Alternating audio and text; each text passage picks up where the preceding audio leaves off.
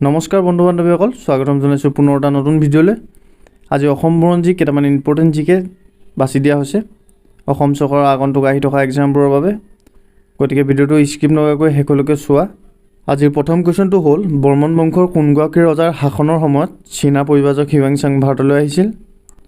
অপশ্যনত আছে মহেন্দ্ৰ বৰ্মন, ভাস্কৰ বৰ্মন, সুচ্ছিত বৰ্মন, পুষ্য বৰ্মন। অপশ্যনকেইটাৰ ভিতৰত শুদ্ধ উত্তৰটো হ'ল ভাস্কৰ বৰ্মন। ভাস্কৰ বৰ্মনক কুমাৰ ভাস্কৰ বৰ্মন বুলিও জনা যায় আৰু ভাস্কৰ বৰ্মনৰ সমসাময়িক ৰজা আছিল হৰ্ষবৰ্ধন। নেক্সট, কোনজন ৰজাৰ মৃত্যুৰ লগে লগে বৰ্মন বংশৰ ৰাজত্ব অন্ত পৰিছিল? অপশ্যনকেইটাৰ ভিতৰত শুদ্ধ উত্তৰটো হ'ল ভাস্কৰ বৰ্মন। ভাস্কৰ বৰ্মনে আছিল বৰ্মন বংশৰ শেষৰজন ৰজা। নেক্সট 3 নম্বৰ কুৱেশ্যনটো হ'ল, অশ্বমেধ যজ্ঞ অনুষ্ঠিত কৰা কামৰূপৰ প্ৰথমগৰাকী ৰজাৰ নাম কি? অপশ্যনত আছে মহেন্দ্ৰ বৰ্মন, সমুদ্ৰ বৰ্মন, সুচ্ছিত বৰ্মন, পুষ্য বৰ্মন। অপশ্যনকেইটাৰ ভিতৰত শুদ্ধ উত্তৰটো হ'ল মহেন্দ্ৰ বৰ্মন। মহেন্দ্ৰ বৰ্মনৰ ৰাজত্বকালত অশ্বমেধ যজ্ঞ অনুষ্ঠিত কৰা হয়। নেক্সট কুৱেশ্যনটো হ'ল, শদিয়াৰ কুন্দিল নদীৰ পাৰত তলৰ কোনজন ৰজাই কুন্দিল নগৰ পাতিছিল?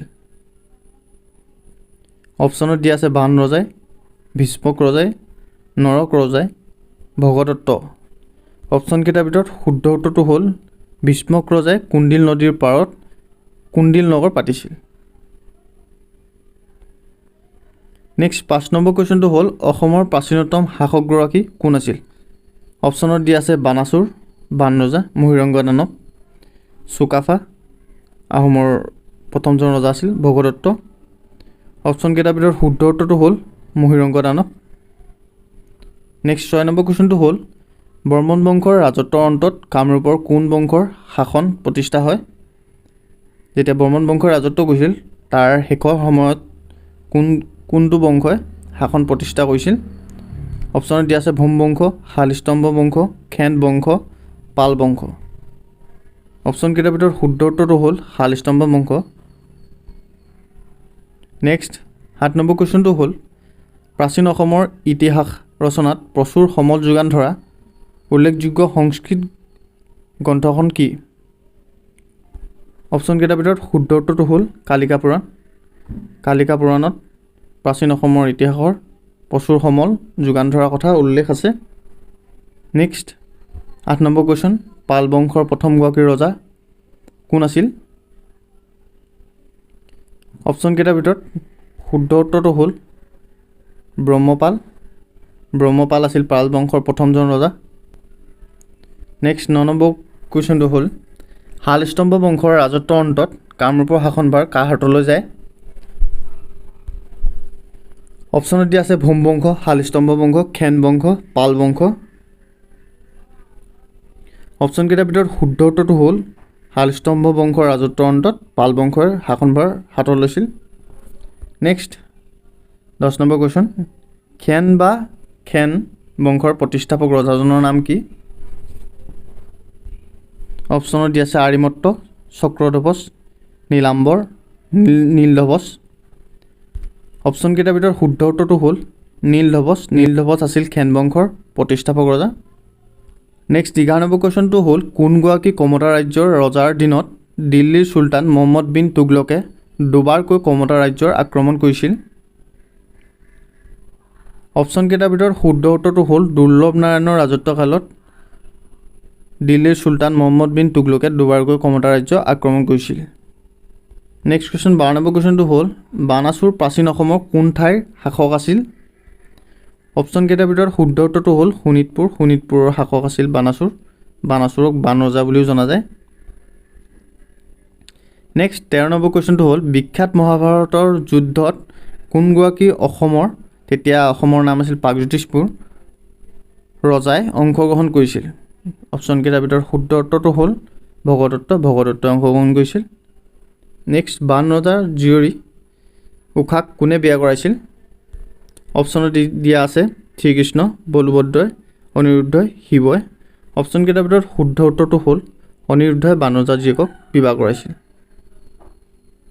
নেক্সট, কোনজন ৰজাই কমতাপুৰত ৰাজধানী পাতি কমতেশ্বৰ উপাধি গ্ৰহণ কৰিছিল অপশ্যনকেইটাৰ ভিতৰত শুদ্ধ উত্তৰটো হ'ল সন্ধ্যা ৰজাই কমতাপুৰৰ ৰাজধানী পাতি কমতেশ্বৰ উপাধি গ্ৰহণ কৰিছিল নেক্সট 16 নম্বৰ কুৱেশ্যনটো হ'ল প্ৰাচীন কামৰূপৰ ৰজা ভগদত্তৰ বীৰত্ব আৰু মৃত্যুৰ কথা উল্লেখ থকা মহাভাৰতৰ পৰ্বতৰ কি অপশ্যনকেইটাৰ ভিতৰত শুদ্ধ উত্তৰটো হ'ল কৰ্ণ পৰ্বত কামৰূপৰ ৰজা ভগদত্তৰ বীৰত্ব আৰু মৃত্যুৰ কথা উল্লেখ আছে নেক্সট ইতিহাস প্ৰসিদ্ধ কমতাপুৰ ৰাজ্যৰ প্ৰথমগৰাকী ৰজা কোন আছিল অপশ্যনকেইটাৰ ভিতৰত শুদ্ধ উত্তৰটো হ'ল কমতাপুৰ ৰাজ্যৰ প্ৰথমগৰাকী ৰজা আছিল সন্ধ্যা গতিকে ইয়াৰ শুদ্ধ উত্তৰটো হ'ব অপশ্যন কটো নেক্সট 18 নম্বৰ কুৱেশ্যনটো হ'ল তেজপুৰত থকা মহাভৈৰৱ শিৱ মন্দিৰ কোনগৰাকী ৰজাই নিৰ্মাণ কৰিছিল অপশ্যনকেইটাৰ ভিতৰত শুদ্ধ উত্তৰটো হ'ল বানাসুৰ বান ৰজাই মহাভৈৰৱ মন্দিৰ নিৰ্মাণ কৰিছিল 19 নম্বৰ কুৱেশ্যনটো হ'ল উত্তৰ গুৱাহাটীৰ বেতনা নামৰ ঠাইত এতিয়াও দেখিবলৈ পোৱা বৈদ্যগড় নামৰ গড়টো কোনে নিৰ্মাণ কৰাইছিল অপশ্যনকেইটাৰ ভিতৰত শুদ্ধ উত্তৰটো হ'ল আৰিমত্তই বৈদ্যগড় নামৰ গড়টো নিৰ্মাণ কৰাইছিল নেক্সট 20 নম্বৰ কুৱেশ্যনটো হ'ল বৃহৎ সাম্ৰাজ্যবাদী নীতি গ্ৰহণ কৰা প্ৰাগজ্যোতিষৰ প্ৰথমগৰাকী ৰজাৰ নাম কি অপশ্যনকেইটাৰ ভিতৰত শুদ্ধ উত্তৰটো হ'ল মহেন্দ্ৰ বৰ্মনে আছিল প্ৰাগজ্যোতিষৰ প্ৰথমগৰাকী ৰজা যিয়ে বৃহৎ সাম্ৰাজ্যবাদী নীতি গ্ৰহণ কৰিছিল নেক্সট 21 নম্বৰ কুৱেশ্যনটো হ'ল প্ৰাচীন অসমত দানৱ ৰজা ঘটকাসুৰক বধ কৰি কোনে ভৌম বংশৰ প্ৰতিষ্ঠা কৰিছিল অপশ্যনকেইটাৰ ভিতৰত শুদ্ধ উত্তৰটো হ'ল নৰক ৰজা নৰকাসুৰে ঘটকাসুৰক বধ কৰি ভৌম বংশৰ প্ৰতিষ্ঠা কৰিছিল নেক্সট দুৰ্জয়া নামৰ নতুন ৰাজধানী নগৰখন কোনে প্ৰতিষ্ঠা কৰিছিল অপশ্যনকেইটাৰ ভিতৰত শুদ্ধ উত্তৰটো হ'ল ৰত্নপালে দুৰ্জয়া নামৰ নতুন ৰাজধানী নগৰখন প্ৰতিষ্ঠা কৰিছিল নেক্সট 23 নম্বৰ কুৱেশ্যন ব্ৰহ্মণ ৰাজবংশৰ প্ৰথমগৰাকী ৰজা কোন আছিল ব্ৰহ্মণ বংশৰ প্ৰথম ৰজাজন আছিল পুষ্যবৰ্মন গতিকে ইয়াৰ শুদ্ধ উত্তৰটো হ'ব আনচাৰ গটো নেক্সট তলৰ কোনখন ঠাই চুতীয়াসকলৰ স্থায়ী ৰাজধানী আছিল চুতীয়াসকলৰ স্থায়ী ৰাজধানী আছিল শদিয়া গতিকে ইয়াৰ শুদ্ধ উত্তৰটো হ'ব আনচাৰ ঘটো নেক্সট 25 নম্বৰ কুৱেশ্যনটো হ'ল বৰ্মন বংশৰ কোনগৰাকী ৰজাই প্ৰথমে মহাৰজা ধীৰাজ উপাধি গ্ৰহণ কৰিছিল অপশ্যনকেইটাৰ ভিতৰত শুদ্ধ উত্তৰটো হ'ল মহাৰজা ধীৰাজ উপাধি গ্ৰহণ কৰিছিল পুষ্যবৰ্মনে 26 নম্বৰ কুৱেশ্যনটো হ'ল কামৰূপ ৰাজ ভাস্কৰ বৰ্মনে বন্ধু হৰ্ষবৰ্ধনলৈ উপহাৰ হিচাপে প্ৰেৰণ কৰা আভোগ নামৰ বস্তুবিধ কি অপশ্যনকেইটাৰ ভিতৰত শুদ্ধ উত্তৰটো হ'ল এটা ছাতি কুমাৰ ভাস্কৰ বৰ্মনে বন্ধু হৰ্ষবৰ্ধনলৈ উপহাৰ হিচাপে প্ৰেৰণ কৰিছিল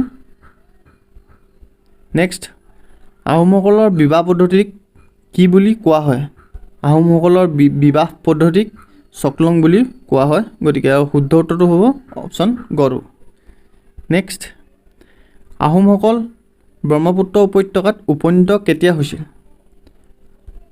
আহোমসকল ব্ৰহ্মপুত্ৰ উপত্যকাত উপনীত হৈছিল 1228 খ্ৰীষ্টাব্দত গতিকে শুদ্ধ উত্তৰটো হ'ব আনচাৰ গটো নেক্সট 29 নম্বৰ কুৱেশ্যনটো হ'ল আহোম ৰজা জয়দেৱ সিংহই ঘিলাজাৰী ঘাটৰ সন্ধি অনুসৰি মোগলৰ হাতলৈ পঠোৱা নিজ কন্যাগৰাকীৰ নাম কি অপশ্যনকেইটাৰ ভিতৰত শুদ্ধ উত্তৰটো হ'ল ৰমণী গাভৰুক ঘিলাজাৰী ঘাটৰ সন্ধি অনুসৰি জয়দেৱ সিংহই মোগলৰ হাতলৈ পঠিয়াইছিল নিজ কন্যাক